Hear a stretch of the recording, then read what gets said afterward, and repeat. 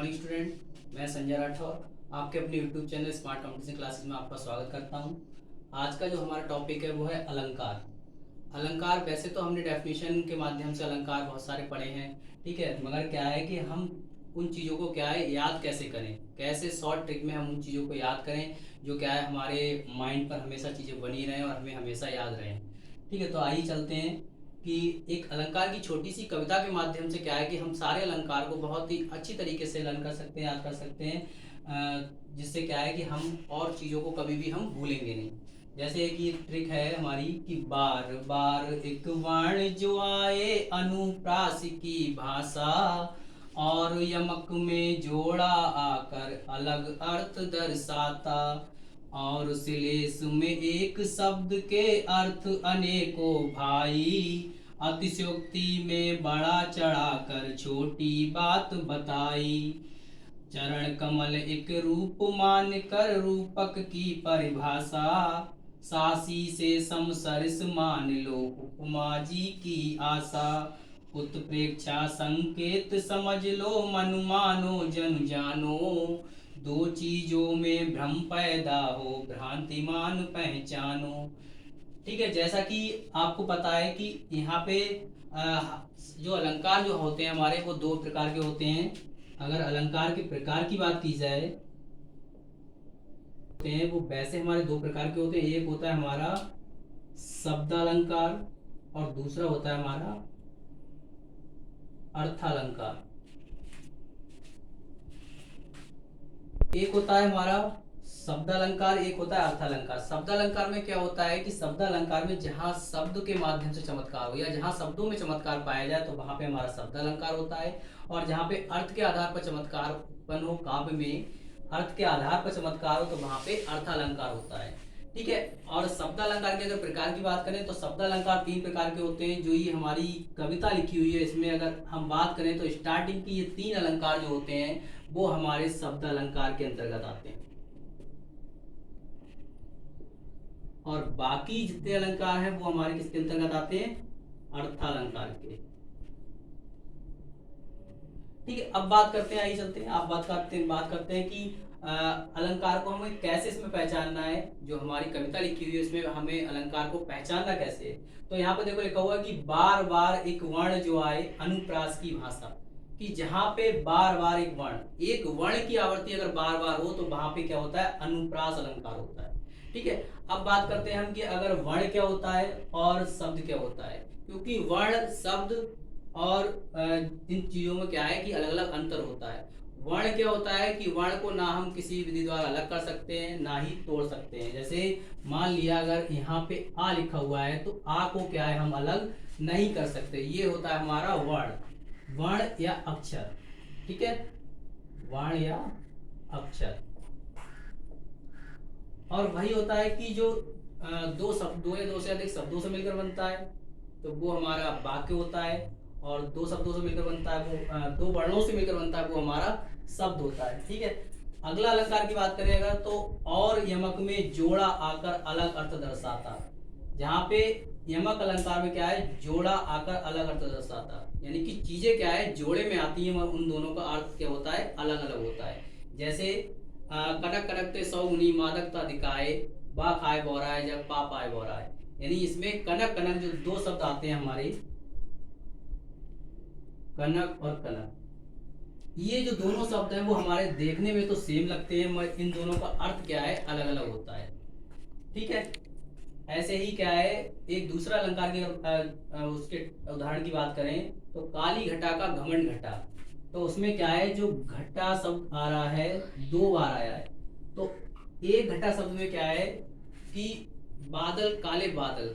ठीक है, और दूसरे का घटा का मतलब होता है घमंड, घटना। ठीक है, और श्लेष में एक शब्द के अर्थ अनेकों भाई। जहां श्लेष अलंकार होता है उसमें एक शब्द के अर्थ अनेक होते हैं, यानी कि शब्द एक होता है लेकिन उसके क्या है अर्थ अनेक होते हैं। जैसे रहमन पानी राखी बिन पानी सब सून पानी गए ना उबरे मोती मानुष चून। ठीक है, तो यहाँ पे जो पानी शब्द है उसकी जो पानी शब्द की क्या है बार बार उत्पत्ति हुई है, और उसी से क्या है कि सारे शब्द क्या है चिपके हुए हैं, यानी कि पानी के बिना क्या है मनुष्य का जीवन बेकार है, पानी के बिना मोती बेकार है। ठीक है, तो ये हो गया हमारा श्लेष अलंकार। अगला आता है अर्थालंकार के। अगर टाइप की बात करें तो अर्थालंकार में होते हैं हमारे अतिशयोक्ति है, रूपक है, उपमा है, उत्प्रेक्षा है, भ्रांतिमान है। ये सब क्या होते हैं? अर्थालंकार के हैं। तो अतिशयोक्ति, अब यहाँ पे देखिए कि अतिशयोक्ति में बड़ा चढ़ाकर छोटी बात बताई, यानी कि जहाँ पे किसी छोटी बात को बहुत बड़ा चढ़ाकर बता दिया जाए तो वहां पे कौन सा अलंकार होता है? अतिशयोक्ति अलंकार। यानी कि इसमें क्या है? अतिशयोक्ति में बड़ा चढ़ाकर छोटी बात बताई। यहाँ पे बनाई लिख गया है, सॉरी बताई है। तो यहाँ पे किसी छोटी सी बात को क्या है? बहुत बड़ा चढ़ाकर बता दिया। जैसे कहते हैं हम कि कहीं पे खून की नदियां बह गई, तो वहां पे नदियां नहीं बहती, उसकी छोटी सी, बहुत सी छोटी सी बात को क्या है? बहुत बड़ा चढ़ाकर बता दिया जाता है। ठीक है, तो वहां पे होता है हमारा अतिशयोक्ति अलंकार। अगर हम इसके उदाहरण की बात करें तो जैसे उदाहरण है कि हनुमान की पूंछ में लग ना पाई आग और लंका सिगरी जल गई, गए निशाचर भाग। क्योंकि जब हनुमान की पूंछ में, यानी कि कितनी चीज को बड़ा बड़ा चढ़ा के बताया यहाँ पे कि हनुमान की पूंछ में आग भी लग नहीं पाई और लंका सारी जल गई। ठीक है, क्लियर हो गया ये। उसके बाद आता है कि चरण कमल एक रूप मानकर रूपक की परिभाषा। जहाँ पे हम किसी व्यक्ति के यानी कि चरण कमलों को क्या है? एक रूप मान लेते हैं। ठीक है, या उसके रूप की तुलना करते हैं, तो वहां पे हमारा कौन सा होता है? रूपक अलंकार होता है। जहाँ पे किसी व्यक्ति या वस्तु के रूप की तुलना हो, ठीक है, तो वहां पे रूपक अलंकार होता है। जैसे मान लिया कि मानो मैया मैं तो चंद्र खिलौना ले। अब उन्होंने कहा कि मैया मैं तो चंद्र खिलौना ले, मैं तो चंद्रमा के समान खिलौना लूंगा। तो वहां पे क्या है कि उन्होंने क्या है? चंद्रमा के समान खिलौना मांगा है। अब चंद्रमा थोड़ा ला के दे देंगे उन्हें, तो उसकी आकृति का, उसके रूप की तुलना, यानी कि चंद्रमा के रूप की तुलना की, मैया मैं तो चंद्र खिलौना ले, तो यानी कि चंद्रमा की आकृति का हम क्या है? उन्हें खिलौना दे देंगे। ठीक है, तो वही क्या है? उनके रूप की तुलना हो गई। ठीक है, अगर बच्चा कहता है जैसे कि मुझे ये वाला ऐसा चाहिए कि फैन चाहिए, ये वाला फैन चाहिए, तो उसे क्या फैन थोड़ा देंगे छोटे से बच्चे को? उसे क्या है? उसी की आकृति का क्या है? उसी के रूप की आकृति का क्या है? कोई भी चीज देंगे। जैसे वो ये चलाने वाले आते हैं छोटे बच्चों के, तो वो क्या है? उस टाइप का हम उन्हें दे देंगे। ठीक है, अगली अगर बात करते हैं तो सा सी से सम सरिस मान लो उपमा जी की आशा। अगर आपको कहीं भी उपमा अलंकार दिख जाए, ठीक है, उपमा अलंकार का अगर कहीं भी उदाहरण दिख रहा है आपको, तो उस उदाहरण में क्या है? आपको 5 चीजें देखने को हमेशा मिलेंगी। अगर उपमा अलंकार का अगर कहीं भी आपको एग्जाम्पल मिलता है तो आपको 5 चीजें देखने को मिलेंगी, सा सी से सम सरिस। अगर इन 5 चीजों में से अगर आपको कोई भी चीज अगर मिल जाती है उदाहरण में, तो वहां आप समझ लेना कि उपमा अलंकार है।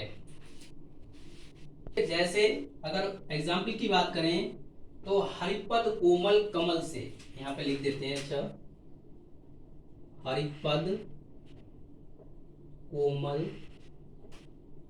कमल से, तो यहाँ पे ये जो से शब्द आया एग्जाम्पल हमारे, यहाँ पे देखिए ये से शब्द है हमारा एग्जाम्पल में मिल गया हमारे। ठीक है, तो हमने कुछ भी नहीं करना, हमें पता लग गया कि यहाँ पे क्या है? हमारा उपमा अलंकार है। ठीक है, ऐसे ही अगर बात करें पीपर पात सरिसमन डोला, दूसरे एग्जाम्पल की बात करें पीपर डोला। अब यहाँ पे जो है देखिए आपकी सरिस शब्द आ गया। अब यहाँ पे सरिस शब्द आ गया तो हमें पता लग गया कि यहाँ पे कौन सा अलंकार है? उपमा अलंकार, क्योंकि ये बता चुके चीजों को कि सा सी से सम सरिस। अगर इन 5 चीजों में से अगर एक चीज आती है तो क्या होगा? उपमा अलंकार होगा। ठीक है, क्लियर हो गया ये। उसके बाद आता है कि उत्प्रेक्षा संकेत समझ लो मन मानो जन जानो। ऐसे ही क्या है कि उत्प्रेक्षा की बात करते हैं हम, तो उत्प्रेक्षा में क्या है कि पहले तो क्या है? उत्प्रेक्षा में संभावना होती है किसी चीज की।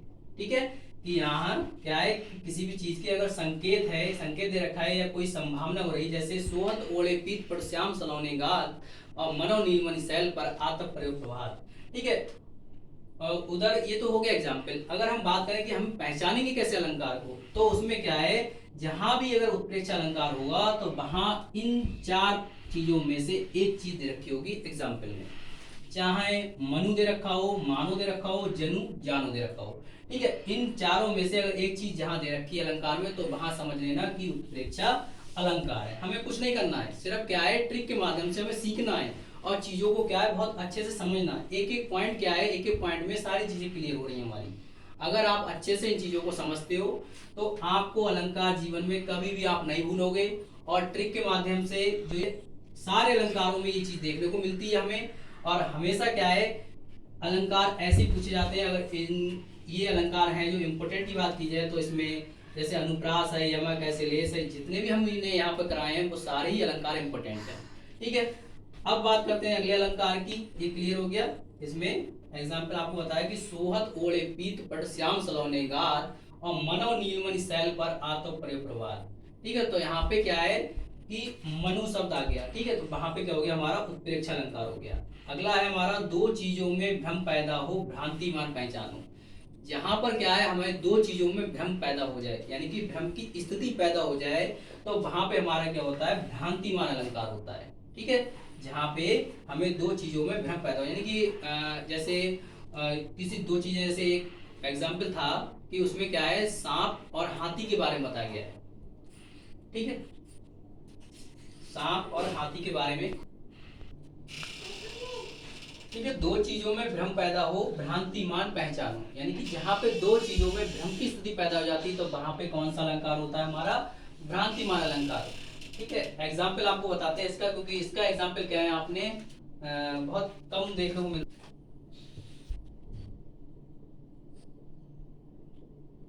बिल विचारे प्रतिसन लगे नाग सुंड में ब्याल काली ईख समझकर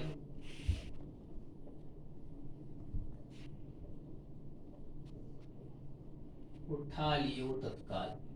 अब इसमें देखिए कि इसमें क्या है भ्रांतिमान अलंकार है। अब हमें साफ साफ दिख रहा है क्योंकि इसमें क्या है दो चीजों में भ्रम की स्थिति पैदा हो रही है।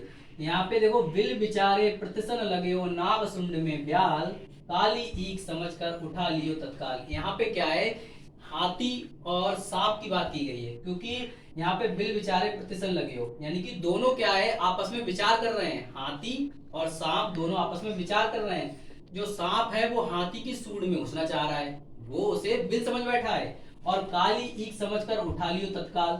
और जो हाथी है वो सांप को क्या समझ रहा है गन्ना समझ रहा है, ईख समझ रहा है, और वो उसे उठाना चाह रहा है। तो दोनों में क्या आपस में भ्रम की स्थिति पैदा हुई तो वहां पे कौन सा अलंकार है भ्रांतिमान। ऐसे ही सारी बिच नारी है नारी बिच सारी है, सारी की नारी है नारी बिच सारी है। ठीक है, तो वो भी इसी का अलंकार उदाहरण है। ठीक है, तो अब क्लियर हो गया आपको कि कैसे अलंकार हम क्या है शॉर्ट बहुत ही अच्छे तरीके से क्या याद कर सकते हैं। अगर हमें क्या है ट्रिक के माध्यम से कोई भी चीज अगर मिलती है तो क्या है हमें उसे अच्छे से याद हो जाता है। ठीक है, थैंक यू क्लास।